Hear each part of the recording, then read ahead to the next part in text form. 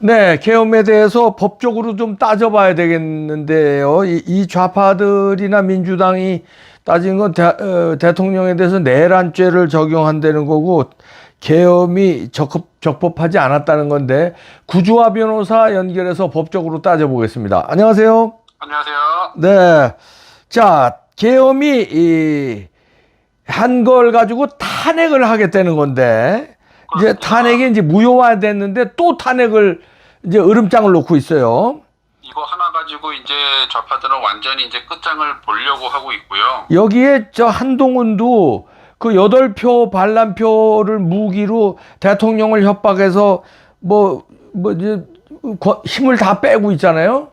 이미 오늘 다 직무정지 자기가 알아서 시켰더라고요. 그렇게 하고 자기가 한덕수하고 둘이 공동 통치를 한다는 건데 이게 말이 안 되는데. 그렇죠. 자, 법적으로 한번 따져보죠. 그렇죠. 일단 가장 먼저 따질 거는 네. 계엄이 적법했냐 아니면 위법했냐 이게 이제 핵심이거든요. 그렇죠. 예. 그러면 계엄의 사유가 뭔지를 보면요. 네. 헌법 77조 1항에서 뭐라고 하냐면 네. 전시 사변 또는 이에 준하는 국가 비상사태여야 됩니다. 네. 그러면서 민주당 의원들이 맨날 그러잖아요. 이게 지금이 전쟁 상황이냐? 그러면 전쟁은 아니죠. 네. 사변 겉으로 볼 때는 아니에요. 네. 근데 제가 볼 땐 이에 준하는 국가 비상사태에 해당이 됩니다. 그렇죠. 네. 왜냐하면 지금 전국에 간첩들 다 들어있죠. 네. 아니 대통령부터가 간첩이었으니까요. 네. 그다음에 민주노총 다 간첩이죠. 네. 그다음에 각종 정당 야당의 간첩들 다 들어있는 거는 제가 굳이 지금 설명할 부분은 아니지만 네. 이미 전 국민이 아실 만한 분은 다 아시지 않습니까? 네. 그러면은 국가가 전복될 위기에 있는 거는 전쟁이나 지금이나 결국 마찬가지거든요. 네. 그리고 야당 대표가 범죄자인데 사법 질서를 문란시키고 있잖아요. 그럼요. 예, 그런 것도, 예. 공익받을 놈이 지금 저러고 있는데. 네. 그러니까 이에 준하는 국가 비상사태인 거는 지금 맞고요. 해당되는 것 같고. 네. 그 다음에 국회 진입이 이게 정당했느냐, 이거 가지고 이제 이건 내란죄로 하는데 총 들고 들어갔다 어쩌다 그렇죠. 이러고, 그건 어떻게 돼요? 가장 지금 문제되는 부분이에요. 네. 국회 진입이 왜 이제 문제가 되냐면, 네. 정상적으로라면은 이거는 위법한 게 맞아요. 네. 왜냐하면 국회는 헌법기관이기 때문에 네. 그리고 헌법 77조 5항을 보면은요, 그 계엄 해제할 수가 있지 않습니까? 국회가 예. 제적의원 과반수로 계엄을 해제할 수 있는데 만약에 국회를 통제해서 국회의원이 못 들어가게 막는다. 예. 그러면은 이거는 77조 5항을 무력화시키는 거기 때문에 이거는 위헌이 맞아요. 예. 하지만 그거는 국회가 정상적인 국회일 때에 해당하는 얘기입니다. 그렇죠. 예. 지금의 국회는 헌법기관으로서의 기능을 완전히 상실했고요. 헌법 파괴 기관이 돼버렸어요. 그렇죠. 예. 헌법기관이 아니고 헌법을 파괴할 그 자체로 국회가 이미 내란 목적의 일들을 하고 있는 겁니다. 네. 이재명을 위해서 수십 개 법안을 발의하고 방탄법을 했잖아요. 예. 그렇죠. 그거 자체가 이미 헌법기관의 힘을 이용해서 나라를 망치는 일이고 네. 그거 하나뿐이 아니죠. 예산안부터 해가지고 아유, 그럼요. 예. 굳이 그건 설명 안 해도 다 아실 거라 생각하고요. 네. 그래서 국회가 이미 헌법 파괴 기관으로 전락한 때에는 네. 당연히 그건 계엄군의 수사 대상이 된다라고 보고요. 네. 그렇게 불법한 국회에는 저는 그 77조 5항의 계엄 해제 권한도 없다라고 보는 것이 맞다고 봐요, 저는. 네. 그러니까 77조 5항의 적용이 지금 배제된다라고까지 저는 생각하고 있습니다. 예, 국회가 그러니까 지금 상황에서는 계엄을 해제할 수 있는 권한이 없다. 없죠. 의결할 수 있는 권한이 없다는 거네요. 예. 좀 넓게 해석하면 그렇게까지 볼 수 있어요, 제가 볼 때는. 예. 그러면 그것도 이제 법적으로 어쨌든 방어할 수 있는 일이 생기는 거죠. 예. 예. 그렇게 치면은 그럼 이제 계엄이 적법해지는 겁니다. 예, 그 탄핵 사유가 없어지는 거네요, 그러면. 그렇죠. 예. 탄핵 사유는 결국 위헌 위법할 경우에 이제 탄핵 사유가 되는데 예. 이게 계엄으로 인해서 탄핵 사유가 있다는 거 아닙니까? 그렇죠. 예. 그런데 계엄이 적법해진다라면은 탄핵 사유도 없어지는 거죠. 그러네요. 예. 예. 그러니까 지금 이거는 이렇게 적법하게 넘어갈 수 있는데 지금 언론이나 야당, 민주당 이런 데서 게다가 한동훈까지 합세해가지고 네. 똘똘 셋이 뭉쳐가지고 국민한테는 무조건 일단 내란인 거를 전제로 깔고서 지금 다 설명 보도를 하고 있지 않습니까? 네. 그리고 탄핵 사유가 이미 있는 것처럼 전제를 하고 다 보도하고 있는데 이건 잘못이고요. 네. 가장 근본적인 건 먼저 언론이든 당이든 따져줘야 되는 거죠. 네. 즉 뭐냐? 윤석열 대통령이 왜 계엄을 할 수밖에 없었느냐? 그렇죠. 그런 건 안 따져요. 네. 계엄 사유를 분명히 윤석열 대통령 밝혔거든요. 그렇죠. 예. 종북 반국가 세력을 일거에 척결하기 위해서 계엄을 선언했다. 네. 그리고 부정선거 그렇죠. 수사하기 위해서 선관위 계엄군이 들어갔다고 전 국방부장 김영현 국방부장과도 명확히 얘기했고요. 그렇죠. 그러면 그 사유가 있었는지 없었는지부터 따져봐야 되잖아요. 네. 그러면 부정선거 했는지 안 했는지 이거부터 따져보고, 예? 국회가 지금까지 방탄으로 범죄자를 비호했는지 안 했는지, 국회가 제대로 작동을 했는지 안 했는지 이거부터 따져봐야죠. 그렇죠. 그럼 국회나 뭐 여러 국가기관에 종북 반국가 세력들이 있는지 없는지 이거를 먼저 봐야 계엄이 위법했는지를 볼 수 있을 거 아닙니까? 네. 근데 그거는 전혀 묻지도 따지지도 않고 있어요, 지금. 네. 근데 한동훈이 왜 그러는 거예요? 이거 그냥 자기가 내란을 지금 벌리는 것 같아, 한동훈이. 맞아요. 이게 쿠데타 아닙니까? 아니, 한덕수는 또 여기 넘어간 겁니까? 둘이서 짜고 무슨 대통령 직무를 정지시키고 조기 퇴진시키고 지 마음대로 해요? 지금 뭐랄까 저쪽 여당이든 야당이든 뭐라고 생각하냐면 대통령이 지금 공석이라고 생각하고 있는 거예요, 쟤들은. 그래요. 그래서 지금 완전히 먹는 게 임자라고 생각하는 거예요. 네. 그래서 한동훈이 오늘 오전에 선포를 한 거예요. 내가 먹었다. 그러니까. 대통령 직무 외교까지 아예 다 정지시켰다. 아니, 먹었다 그러면 먹어지는 거냐고요, 대한민국이. 그러니까요. 그래서 자기가 선포하니까 지금 다 난리가 났잖아요. 민주당도 네가 뭔데 지금 그러고 있냐. 조국 당도 그랬죠. 개혁신당도 지금 그랬고요. 네. 그 다음에 오늘 아까 뉴스 보니까 헌법 교수들조차 이거 한동훈 내란 혐의 있다. 이거는. 한동훈 내란 혐의죠, 그게. 예. 이건 내란이에요. 왜냐면 대통령의 직무 권한을 자기가 지금 정지시켰다는 거거든요. 예. 이거야말로 내란이죠. 예. 내란죄가 그럼 적용될 수 있나요, 한동훈한테? 그 과정이 불법적이었다라면은 가능할 것 같아요. 예. 예를 들어서 저는 뭘 생각하냐면 한동훈이 대통령으로 독대했잖아요. 네. 이때 만약에 협박이 들어갔다면, 만약에 대통령 정지 안 하면 네. 나 탄핵합니다. 네. 아니면 뭐 내란죄 수사에 있어서 뭐 어떻게 할 겁니다. 이런 식으로 협박이 들어가서 꼼짝 못하게 만든 상태에서 직무를 정지하게끔 만들었다면 저는 이거 내란죄라고 봐요.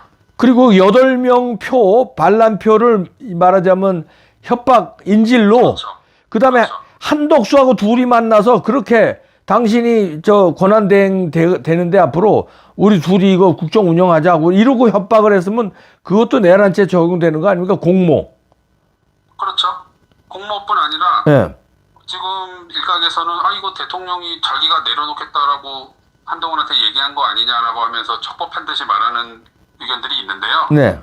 그 의견에 만약에 한동훈의 협박으로 인해서 그렇게 된 거라면은 네. 이거는 불법이에요. 그렇죠. 그 경우에는 그게 온전한 의사표시가 아니기 때문에 그건 내란 소지가 상당히 높습니다. 그러네요. 아마 뭐 저도 내란 고발을 지금 생각하고 있는데 네. 아마 내일부터 한동훈 내란죄 고발을 당할 것 같아요. 아. 굉장히 좀 위험한 상황입니다. 네. 그리고 한덕수 어떻게 봅니까? 난 이 양반도 이상해요. 글쎄요. 지금 한덕수 총리가 한동훈하고 이제 뭐 독대하고 이런 것이 예. 이제 대통령과의 협의가 돼서 한 거라면은 뭐 큰 문제가 없겠지만, 네. 뭐 본인 맘대로 한 거라면 당연히 그것도 문제가 됐죠. 이 한동훈하고 공모했다고도 볼 수 있는 거예요. 만약에 대통령의 허락 없이. 아니, 대통령이 자기가 조기에 퇴진한다 그러면 대통령이 퇴진하는 거지. 지금 대통령은 그런 말을 안 했는데 자기들이 왜 대통령이 조기 퇴진 수습을 밟고 있다, 뭐 외교권까지 행사 안 할 것이다 이러고 그러냐고요. 외교권을 자기들 마음대로 박탈을 시킬 수 있나요, 이게? 아니 그러면 국가 정상 만날 때 한동훈 지가 가겠다는 겁니까? 그럼 지금? 그러니까. 말이 돼요 그게? 예. 자기는 국회의원도 아니고 아무것도 아닌데. 그래서 한덕수 총리는 지금 이런 논의 과정에서 대통령과의 교감 없이 단독으로 했다면 예. 이거는 굉장히 문제가 되죠. 이건 직권남용 내지는 한동훈의 어떤 내란 혐의가 있다면 뭐 공범까지도 될 수 있는 예. 그런 상황이에요. 근데 뭐 모르겠습니다. 대통령과 진짜 교감 없이 했는지 어떤지는 좀 확인이 필요하겠죠. 네. 윤 대통령과 교감이 없었다면 이게 내란죄가 성립될 수 있다는 거네요. 강력하게. 그렇습니다. 예. 예. 교감이 이씨 그 말하자면 윤 대통령이 승인하에 자 당신 둘이서 잘 이끌어 가시오. 나는 그냥 완전히 빠질 테니까 이런 게 없었다면 이게 교감이 없이 했다면 이게 내란죄가 되는 거죠. 그런 게 그렇죠. 근데 있었다면은 이제 한 총리만 빠지는 거고요. 네. 한동훈은 여전히 내란 혐의가 적용될 아, 교감이 있었어도 한독수는 빠지는 거고 한동훈은 내란죄가 되는구나. 그렇죠. 왜냐하면 그게 교감이라는 게 결국에는 한동훈의 협박에 의해서 이루어진 거라면은 그렇죠. 한동훈은 여전히 문제가 되는 거예요. 네. 지금 한동훈 오늘 큰 실수한 것 같아요. 그리고 솔직히 한동훈이 대통령한테 쓸 수 있는 카드가 탄핵으로 인한 협박밖에는 없지 않습니까? 예. 그러면 문제가 될 소지가 있죠. 나중에 대통령이 뭐 진술을 해주던가 하면 문제가 될 거라고 봐요, 저는. 그러면 이제 한동훈의 내란죄 수사가 들어가야 되네. 이게 윤 대통령의 내란죄 수사가 아니라. 그렇습니다. 근데 이거 검찰하고 경찰이 무슨 서로 자기들이 수사한다고 그러고 내란죄를 적용하고 군이 어떻게 국회에 투입했는지 이거를 막 수사하고 들어가기 시작하는데 이건 어떻게 보세요? 그럼 이제 내란죄 얘기로 들어가겠습니다. 네. 잠깐만요. 자, 일단 끊고. 네. 존경하는 국민 여러분, 현재 대한민국은 풍전등화와 같은 위기 상황에 처해 있습니다. 모든 언론이 윤석열 대통령의 계엄 선포문을 숨기고 있으며 계엄은 무조건 잘못된 것이라고 국민을 속이고 있습니다. 과연 그러할까요? 윤석열 대통령의 계엄령 선포 원문을 들어보십시오. 존경하는 국민 여러분, 저는 대통령으로서 피를 토하는 심정으로 국민 여러분께 호소드립니다. 지금까지 국회는 우리 정부 출범 이후 22건의 정부 관료 탄핵 소추를 발의하였으며 지난 6월 22대 국회 출범 이후에도 10명째 탄핵을 추진 중에 있습니다. 이것은 세계 어느 나라에도 유례가 없을 뿐 아니라 우리나라 건국 이후에 전혀 유례가 없던 상황입니다.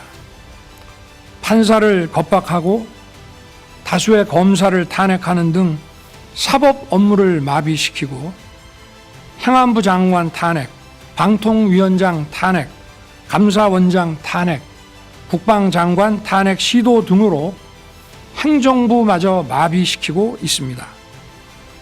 국가 예산 처리도 국가 본질 기능과 마약 범죄 단속, 민생 치안 유지를 위한 모든 주요 예산을 전액 삭감하여 국가 본질 기능을 훼손하고 대한민국을 마약 천국, 민생 치안 공황 상태로 만들었습니다. 민주당은 내년도 예산에서 재해대책 예비비 1조 원, 아이돌봄 지원수당 384억, 청년 일자리, 심해가스전 개발 사업 등 4조 1천억 원을 삭감하였습니다.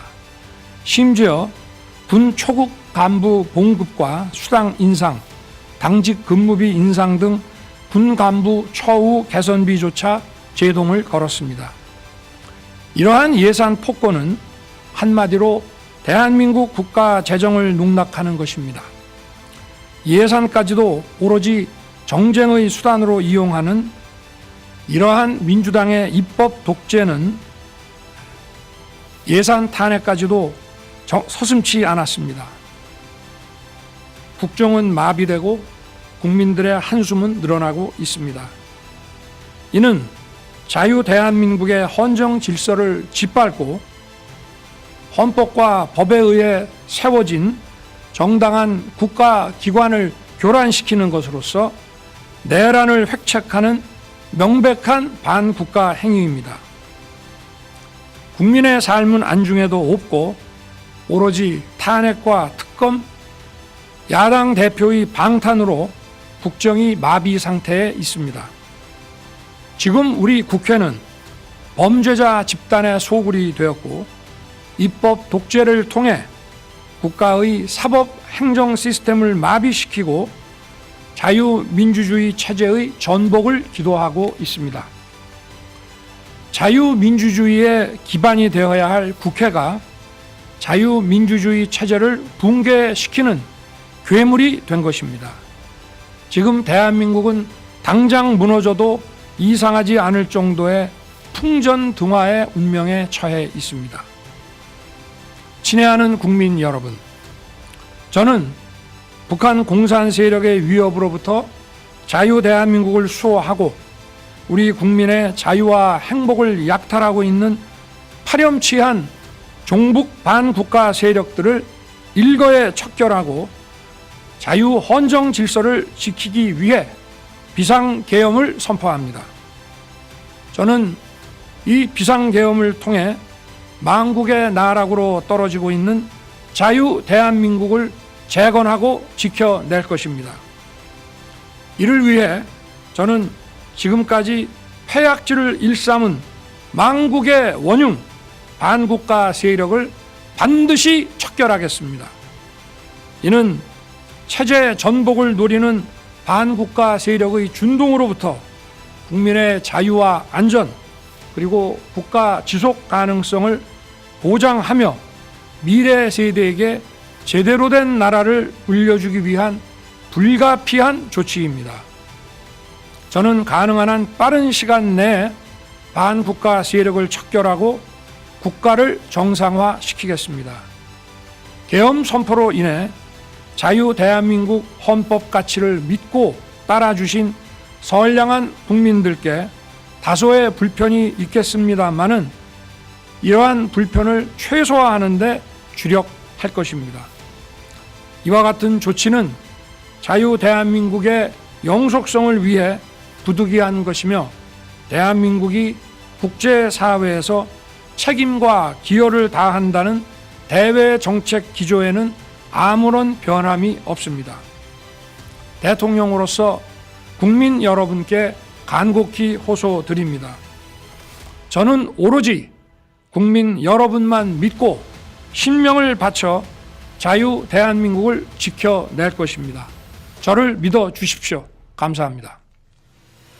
이 계엄 선포문은 세 가지 방향을 지목하고 있습니다.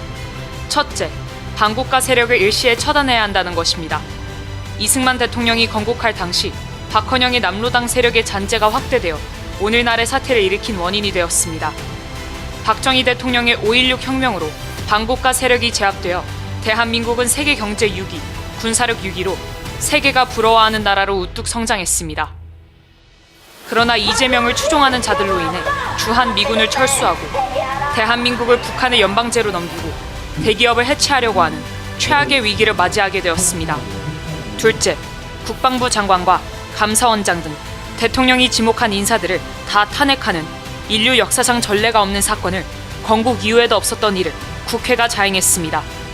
셋째, 예산 편성에 있어서 어린이 돌보미, 경찰 판공비, 군부대 부사관 및 직업군인들의 월급 상승안을 전면 부정하고 영으로 처리한 것입니다. 윤석열 대통령은 검찰 수사와 감사원의 감사 등 어떤 방법으로도 이를 해결할 수 없어 부분적 계엄령을 선포할 수밖에 없었습니다. 존경하는 국민 여러분, 대한민국을 북한에 넘길 수는 없습니다.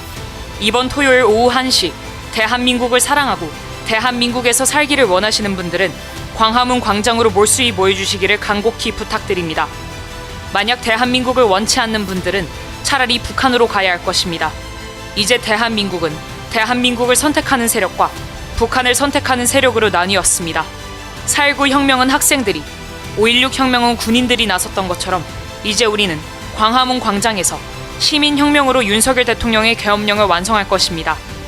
토요일 오후 1시까지 꼭 참석해 주시기를 간곡히 부탁드립니다. 국민혁명의장 정광훈 드림.